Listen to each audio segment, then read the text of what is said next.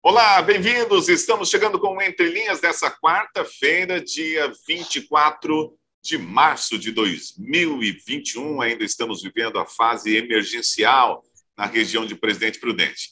Aquela que não deixa a gente fazer quase nada ou praticamente nada.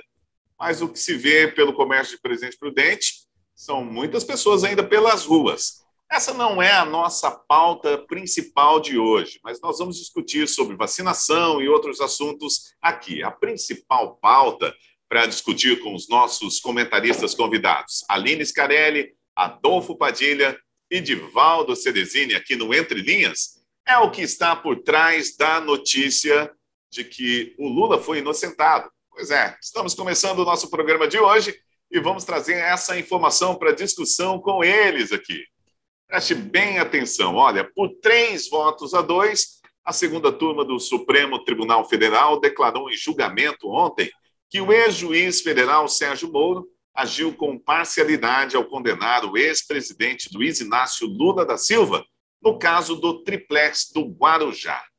Com a decisão de ontem, a segunda turma anulou todo o processo do triplex, que vai precisar ser retomado da estaca zero pelos investigadores. Para começar, a gente começa com Adolfo Padilha. Bem-vindo. Bom dia, Adolfo. Bom dia, Eudes. Bom dia, ouvintes da Rádio Prudente. Bom dia aos companheiros aí do debate. Olha, o que o STF fez ontem foi a maior aberração jurídica existente. Para todo mundo que estudou o mínimo de direito sabe disso e não tem como negar. Se nega é por ideologia partidária, política, o que se trata de uma grande burrice. Condenado em 3 instâncias, aboliu mais de 3.000 páginas de prova contextual, textual, delações premiadas, devolução de dinheiro roubado. Ele não esclarece, por exemplo, ontem, no que nós vimos ontem, em qual momento o juiz teria sido colocado como suspeito. Durante a investigação, durante a aceitação das provas, um julgamento totalmente ideológico. Nada apaga a consistência dos fatos. Lula roubou, ele é ladrão. São mais de 5 bi devolvidos. Criminosos confessos, ninguém inventou nada. A maior garantia da legalidade dos atos é a fundamentação nos fatos, nas provas, nas leis. E sua revisão ainda foi feita por 3 instâncias de juízes concursados, preparados e estão ali para fazer somente isso, a garantia de uma decisão de uma outra instância. O STF deveria zelar pela ordem, dar um golpe em todos os brasileiros de bem deste país. Todos. O STF não representa, com a atitude de ontem, a garantia jurídica que esse Brasil precisa, que nós brasileiros precisamos. Ele rasgou essa garantia jurídica. Rompeu a corda que já estava esticada. Dá um tapa na cara de todos nós. Cede à pressão daquela frase do Lula, vocês lembram? O STF está acuado. Quem não se lembra disso, está gravado. Rasgaram a Constituição Federal para beneficiar o sistema. Usou provas ilícitas. Isso você aprende no primeiro ano de direito para soltar um amigo ladrão. O mecanismo venceu.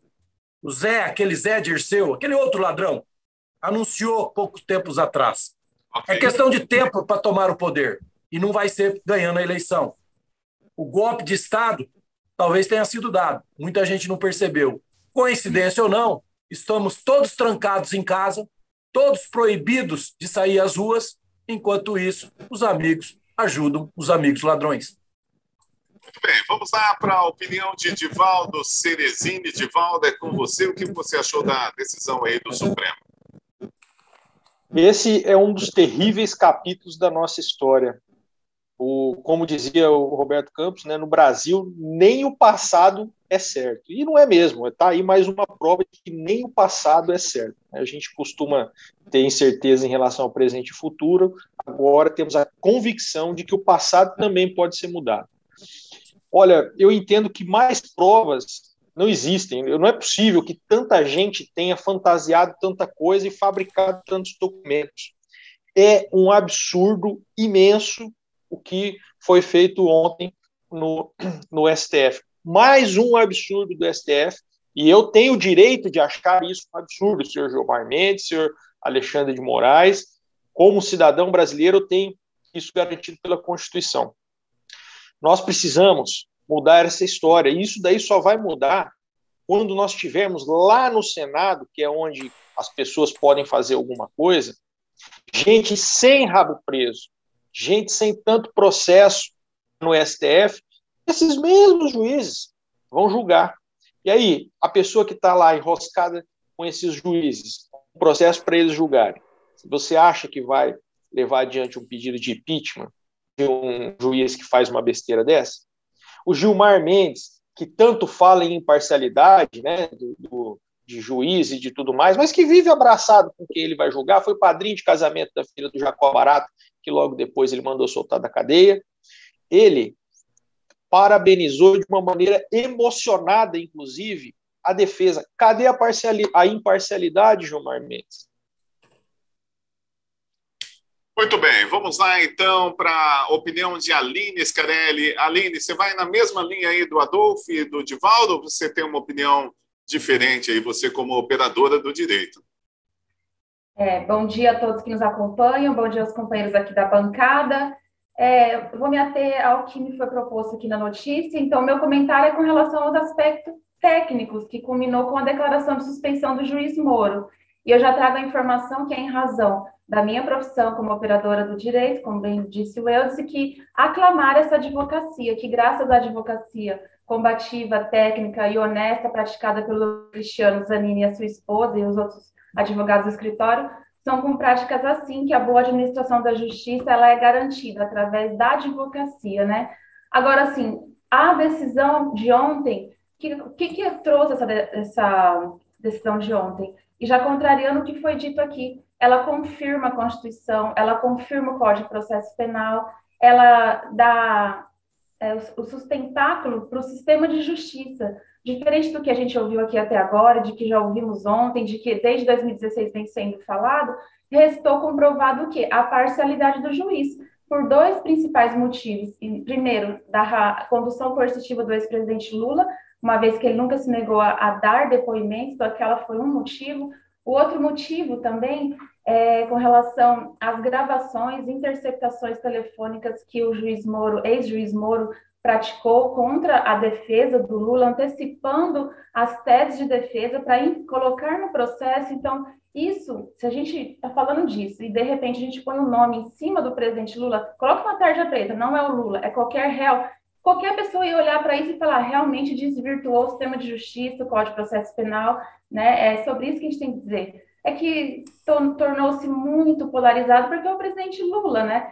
O principal, o juiz que condenou foi o ministro do principal algoz na disputa eleitoral, né? Então trouxe todo esse clamor. E principalmente, né, no decorrer da Lava Jato, o que a gente via, assim, quem não lembra, pessoal, das divulgações das notícias do processo na Globo, né, antecipadamente, isso acontecia muito, as declarações de que havia antecipado para esse principal meio de comunicação, a Globo, para eles irem lá para poder trazer esse clamor social. Então, assim, o Moro, restou provado que é uma farsa, que a capa de herói caiu, as pessoas que imaginam que a gente precisa depositar toda a esperança em uma pessoa, sendo que a Lava Jato, ela representa um percentual de crimes a serem investigados no Brasil. Só que, de repente, todo mundo só olha para isso, né? Nós temos outros crimes que também precisam ser investigados, que precisam do sistema de justiça, e eu não entendo que isso seja desvirtuamento da Constituição. Na verdade, é a confirmação da Constituição.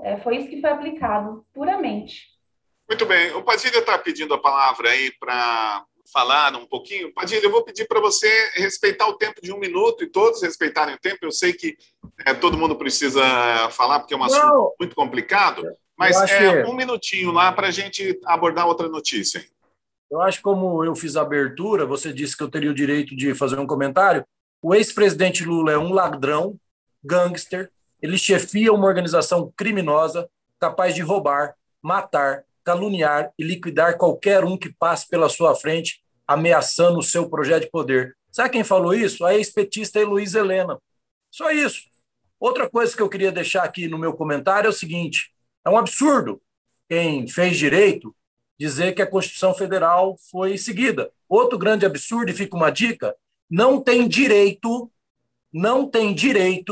de falar em falta de UTI, em falar em falta de hospital, quem hoje está comemorando a soltura do maior ladrão que esse país já viu.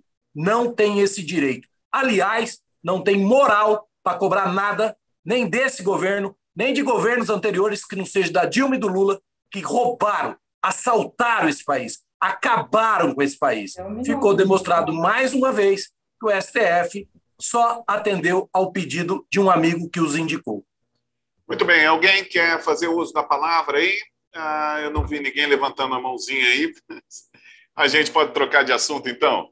Vamos trocar de assunto. Esse assunto do Lula a gente vai discutir ao longo dessa semana ainda, com toda certeza, os desdobramentos dessa notícia. Bom, vamos para outra notícia que também está na Justiça.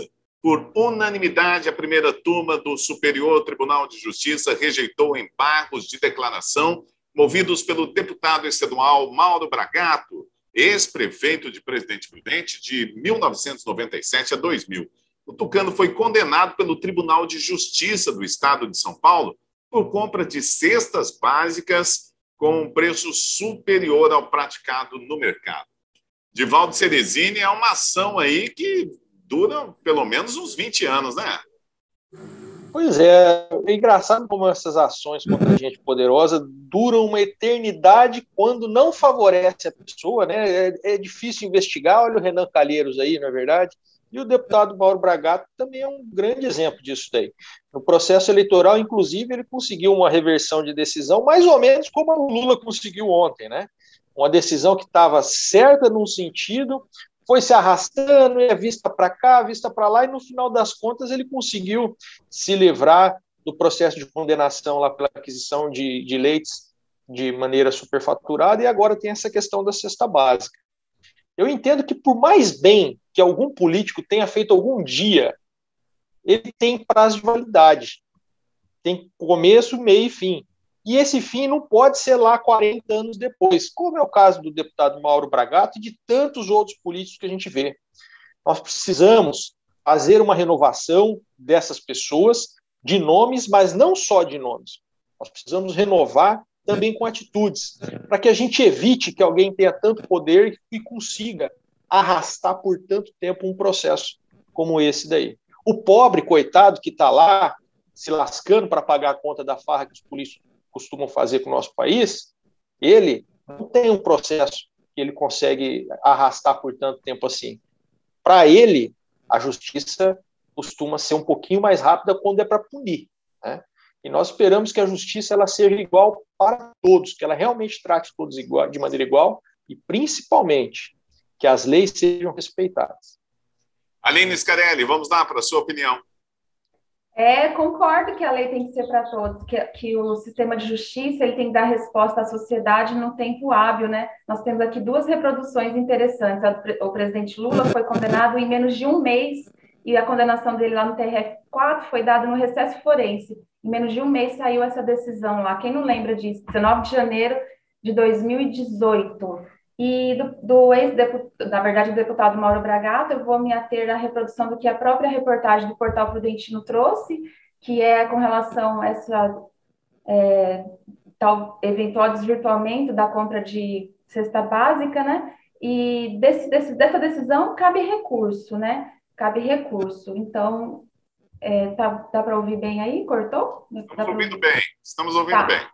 Desculpa. Então, o que eu quero dizer com relação à reportagem? De que se há mesmo uma prática de dano ao erário, vai vir sentença condenatória e vai ter que ser devolvido, né? Eu discordo que existem políticos que fazem bem ou fazem mal, porque para mim não existe essa dicotomia. As pessoas são eleitas, inclusive o deputado Mauro Bragato, para prestar serviço público e deve ser transparente, né? E esse dinheiro que eles vão trabalhar, esse dinheiro é do povo. Então, se teve dano ao erário, tem que devolver. Claro, a partir de um processo legal, de um juiz natural, sem nulidade, sem provas desvirtuados. Então, eles têm advogado, ele tem advogado, tem um corpo jurídico, tem certeza dessa decisão, poderão recorrer, e é com legalidade que essas coisas deve acontecer. Esse movimento que eu prezo pela legalidade. Adolfo Padilha, vamos lá, a sua opinião aí. Olha, isso aí já se arrasta há tanto tempo, né? Eu sou crítico do deputado Mauro Bragato pela posição política e ideológica dele. Eu acho que o Mauro Bragato é 10 vezes já deputado. A última eleição agora com menos 110 mil votos, mas mesmo assim ele conseguiu se eleger com 67 mil votos, se eu não me engano. O Ed ficou em segundo com 64 mil votos. Mas uma coisa há de ser dita aqui, porque eu sou um cara que eu procuro ser justo. Eu não vejo o Mauro Bragato como um político corrupto. Eu não vejo o Mauro Bragato como um político desonesto. Nunca falei isso em meus comentários. Acho, sim, ele um cara vencido já para não representar mais o Oeste Paulista. Porque quando precisamos dele para impedir a vinda de pedágios, ele apoiou. Quando precisamos dele para impedir a vinda de presídios, ele apoiou. Quando precisamos dele para terminar as invasões de terras que tínhamos aqui, ele apoiou. E todos esses apoios dele, ele se beneficiou politicamente, estando ao lado do governo e virando as costas para a população do Oeste Paulista. Esse é o meu ponto crítico ao deputado Mauro Bragato.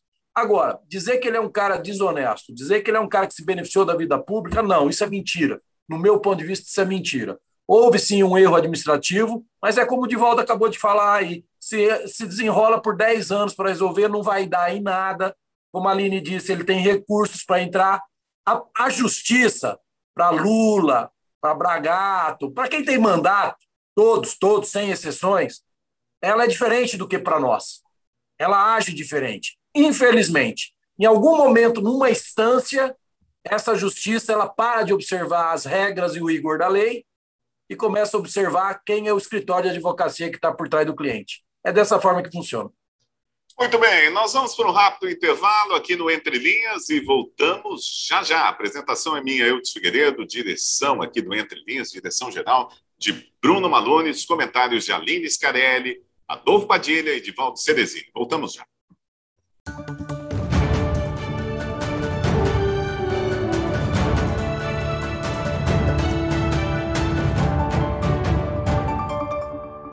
Muito bem, estamos de volta com Entre Linhas, sempre de segunda a sexta-feira, das 11 da manhã até as 11h30, depois das 3 da tarde até as 3h30, num repeteco que a gente faz aqui na Prudente News e também nas redes sociais que você pode acompanhar com imagem. Bom, conosco, comentando os assuntos, Aline Scarelli, Adolfo Padilha e Divaldo Ceresini. Temos mais 2 assuntos para discutir. O primeiro é que no próximo sábado tem início a vacinação de idosos de 69 anos. Está baixando aí a idade, hein, rapaz? E rapidamente. Eles serão imunizados juntos com um grupo formado de 70 pessoas de 70 e 71 anos de idade. A antecipação foi realizada pelo governo do estado de São Paulo diante da confirmação de entrega de novos lotes do imunizante Coronavac/Butantan. Vamos lá para o comentário de Adolfo Padilha. Olha, é o nível que tem que aumentar. Eu acho que aqui a gente tem que falar de coisas boas, né? Não só de coisas ruins. O Brasil, nas últimas 48 horas, chegou a mais de 1 milhão de pessoas vacinadas. O presidente já anunciou, como ele disse ontem, a compra das vacinas daí, que é o dobro da população brasileira. Então, eu acho que algumas coisas que é importante o ouvinte da Jovem Pan saber, por exemplo, a Pfizer e a Janssen, que tem as vacinas de maior comprovação científica para combater o Covid, elas fizeram exigências duras para todos os países comprarem. Como você vê que, nesse momento, o capitalismo fala mais forte do que a emoção, do que o sentimento de morte, né? O Brasil, por exemplo, ele teve que pagar em moeda de dólar, não aceitaram o real para ser convertido, não. Teve que dar dinheiro de entrada, à vista, teve que aprovar uma lei federal que isenta elas de efeitos colaterais, né? E a gente vê tanta gente falando bobagem sobre a ivermectina. Então, as boas notícias a gente tem que divulgar. O Brasil, até o final do ano, se nesse ritmo, toda a população brasileira acima de 18 anos vai estar vacinada. Olha que coisa bonita, né? Se todos aqueles que acreditam que a vacina é o único meio de curar do Covid, no final do ano, se Deus quiser, todos nós estaremos vacinados, ou quem tem que tomar a vacina estará vacinado. Aline Scarelli, pois é, a vacinação está baixando aí, está chegando as pessoas, parece que a movimentação que o governo fez, né, de aplicar só a primeira dose, parece que está dando certo também. Foi uma medida que necessitou dessa medida, né? Primeira dose, mas assim, a gente não sabe como é que vai ser o deslanchar disso, de ser só a primeira dose, depois a gente não sabe quando vai vir a segunda, né? Então, com certeza, a vacinação iniciada aqui em Presidente Prudente é um alento em meio ao caos, né? Justamente na data de hoje, né, que o Brasil bateu mais de 3.250 mortes, e mortes em razão do quê? Da falta de leitos, agravamento da doença, falta de distanciamento social, por relativizar a gravidade da doença e também o momento que estamos vivendo, né?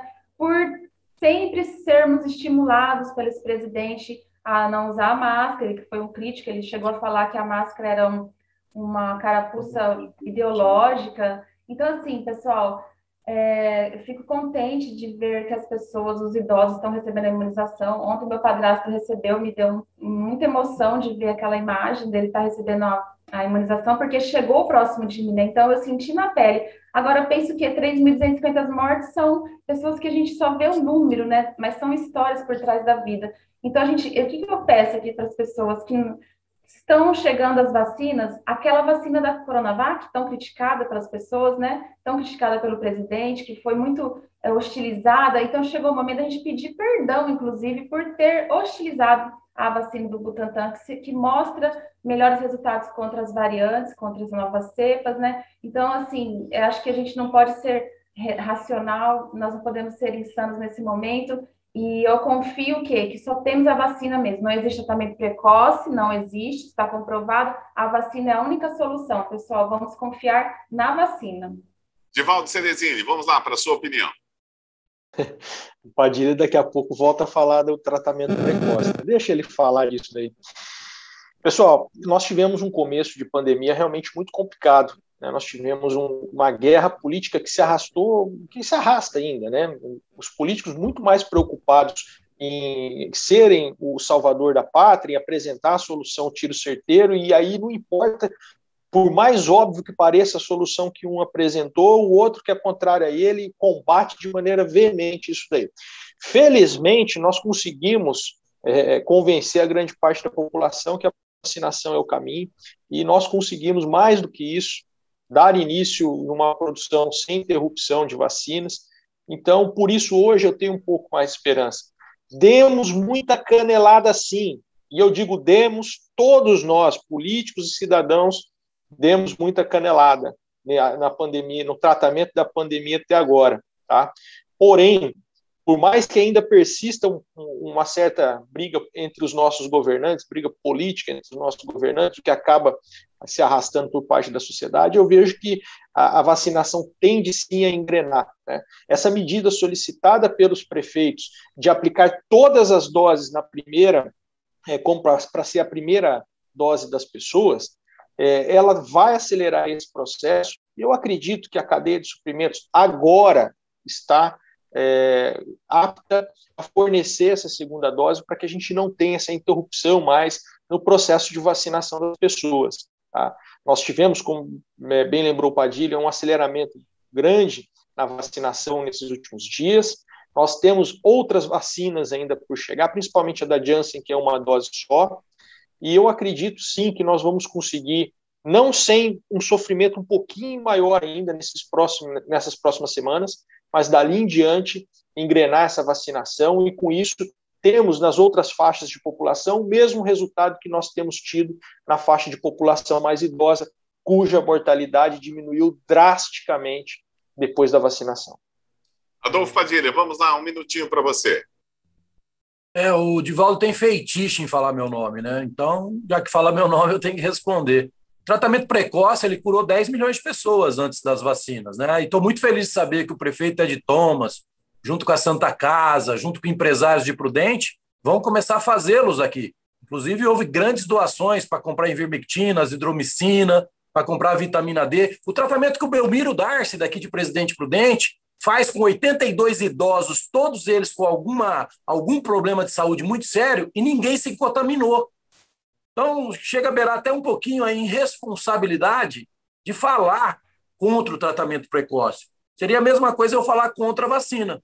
Eu acho que a vacina e o tratamento precoce, juntos, vão equacionar esse problema de uma forma mais rápida. Porque eu digo e afirmo, as evidências antecedem a ciência. Se não fossem as evidências, nós não teríamos hoje nem remédio para gripe.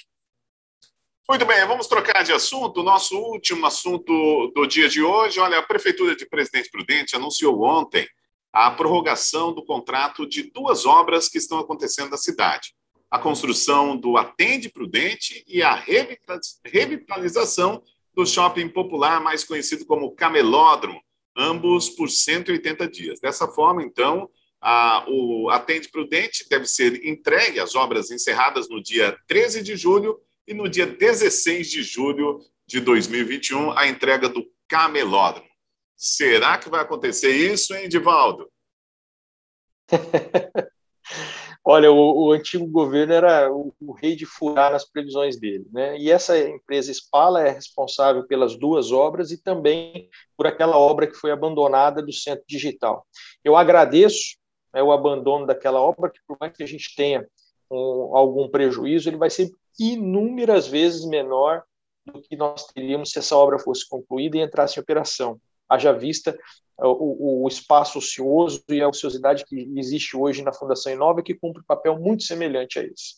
Em relação ao Atende Prudente, eu renovo aqui a minha posição de que nós precisamos sim de um poupa-tempo municipal, mas esse poupa-tempo municipal que a gente precisa, ele deveria estar no celular de cada um de nós. Houve um avanço grande da Prefeitura nesse sentido, iniciado ainda no governo passado, muito por conta de um trabalho incisivo da Câmara de Desburocratização do Conselho de Desenvolvimento Econômico de Presidente Prudente, presidida pelo Marcos Lucas, que também é presidente da Viesp, e nós conseguimos avançar nesse sentido, de forma que eu entendo que fazer um prédio no centro de Presidente Prudente para receber demandas da população e gastar 10 milhões de reais, como vai se gastar para isso, inclusive tendo havido aquisição de terreno, tendo a Prefeitura tantos terrenos e prédios abandonados por aí, é um absurdo. Nós precisaríamos investir em deixar a Prefeitura mais perto do cidadão e eu entendo que a tecnologia deve ser utilizada para isso. Tá? Em relação ao Camelódromo, também é outra obra que está aí enroscada por falta de planejamento, e eu acredito isso ao governo anterior também, que já está em vias de ficar pronta, então agora realmente tem que ficar pronta, porém eu continuo com a mesma opinião de que o governo municipal não deve ser dono de centro de compras. Ele deve focar as suas atividades naquilo que é essencial para a população e que ele já não tem conseguido fazer. Ninguém consegue ser bom em muitas coisas. Mal e mal a gente consegue ser bom em uma coisa. Então eu entendo que o nosso governo precisa ter foco em saúde, educação e assistência social e contribuição para a segurança pública também, e deixar essas outras coisas para que a iniciativa privada toque, e dessa forma a gente tenha menos gente privilegiada, porque algum privilégio alguém, infelizmente, sempre vai levar. Aline Scarelli, vamos lá, a sua opinião. Você acha que as obras vão terminar nesse tempo aí? Eu queria que terminasse, porque nesse momento eu penso nas pessoas do Camelódromo que tiveram uma mudança grande na sua atividade financeira, na sua atividade econômica, e é sobre elas que nós temos que olhar. Diverso do Divaldo, eu acho que as prefeituras devem pensar na cidade, sim, no desenvolvimento e fomentar a economia, não só saúde e educação, mas também economia. Acredito que essa empresa que pisou na bola contratualmente, vamos dizer bem chulo, ela deve ser responsabilizada. Se não finalizar o Camelódromo no prazo, deve-se judicializar a questão, cobrar a multa, a demora, se a execução da obra foi ruim. Com relação à Tenda Prudente, eu entendo que se a prefeitura adquirir um terreno mais próximo da cidade, ela é positiva, mesmo tendo vários terrenos por aí espalhados. Por quê? Não é todo mundo que está no patamar tecnológico que nós estamos. Tem gente que não tem celular. Recentemente, há uma semana, nós fizemos uma captação de 4 celulares para doar para o pessoal do Rotary e levar para as crianças poder assistir aula. Então, se a criança que geralmente tem celular na mão não tem para assistir aula, a pessoa não tem aplicativo para poder lidar com acesso à documentação, como é a pretensão, né? Acho que tem que ser, sim, iniciado um sistema digital, mas parcial. Enquanto não tem a integralidade, nós temos que ter o posto fixo de atendimento para as pessoas que não têm acesso à tecnologia. Então, eu espero que termine, sim, esse Camelódromo. A cidade precisa. As pessoas usam muito do Camelódromo para adquirir seus produtos e eles estão perdendo, gente. É só mais uma questão que eu não posso deixar passar, que o Padilha falou na fala dele anterior. O escritório de advocacia que ele questionou, a advocacia, ela não obedece critérios com relação a fiscalização, a advocacia não é as dores do mundo, existe advocacia para garantir a administração da justiça, está na Constituição. Então, eu não concordo quando o Padilha fala em outras falas que deve se investigar, que onde vem os honorários, a gente declara imposto de renda. Quem faz a captação disso é o imposto de renda, é a receita. E quando tem desvirtuamento da profissão, o Código de Ética existe, são punidos advogados, então existe sim investigação, não tem corporativismo na advocacia, não. Diferente de algumas entidades que blindam seus profissionais, na advocacia a gente escancara. E quando tem condenação de advogado, fica fixado na OAB aquele condenado lá, então a gente não passa pano para ninguém não, tá? Muito bem, vamos lá, Adolfo Padilha, é a sua opinião agora. Tem corporativismo na advocacia, tem corporativismo na advocacia, tem esquemas de honorários, e é uma vergonha não ser obrigatório quanto receber de honorários para defender bandidos. Tem que mostrar, Padilha, não pode falar. Nos Estados Unidos, é obrigatório, quando você vai se defender alguém envolvido em escândalo público, dizer quanto recebeu de honorário. E dizer que na advocacia não tem corporativismo é um pouquinho de inocência. Eu vou levar pela inocência para não ser um pouco mais contundente. Sobre a prorrogação das obras, infelizmente funciona assim. A legislação da licitação ela não vem para facilitar o trabalho do prefeito, ela vem para dificultar, né? Outro dia nós discutimos na rádio uma empresa do Maranhão ganhar uma construção de obra em Presidente Prudente. Existem, como eu já disse aqui em outros comentários, vamos pegar pelo outro lado, escritórios que só vivem de ganhar a licitação. Ganhou a licitação, escolhe lá a empresa que ele vai dividir o ganho da licitação dele. Isso é comum, infelizmente. Eu defendo uma legislação regionalizada, a não ser para trabalhos específicos, obras específicas, que você precisa de alguém com especialidade diferenciada para buscar em outros estados. Mas a legislação ela deveria dizer, no mínimo, que a empresa tem que estar legalizada no estado de São Paulo, por exemplo, ou no seu devido estado onde vai ser a obra. Senão acontece isso, e não adianta cobrar multa. Quem perde é a população que a obra atrasa, e isso leva 5, 6 anos para resolver. Muito bem, estamos finalizando o nosso Entre Linhas de hoje. Muito obrigado, Adolfo Padilha, Divaldo Cedesini, também Aline Scarelli. Grande abraço, a gente se fala amanhã às 11 horas da manhã ou às 3 horas da tarde na Prudente News. Grande abraço, valeu, pessoal.